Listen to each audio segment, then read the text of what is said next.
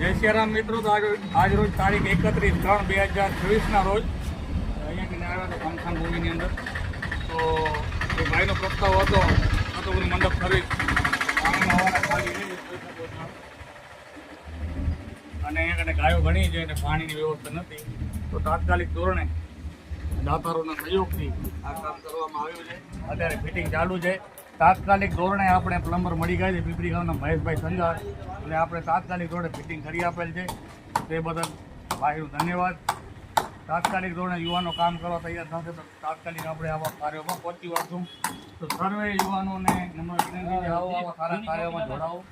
આપણી પણ આસપાસ ક્યાં પણ પાણીની વ્યવસ્થા ન હોય તો આવો જે અબોલ્યો પશુધન છે તેના માટે આપણે પાણીની વ્યવસ્થા કરીએ અને કાયમી ધોરણે પાણી ભરાય એની આપણે કાળજી લઈએ. ફક્ત એવું નહીં કે મોટર લગાડી દઈએ અને પાણી ચાલુ કરીને આપણો કામ પૂરો થઈ ગયો.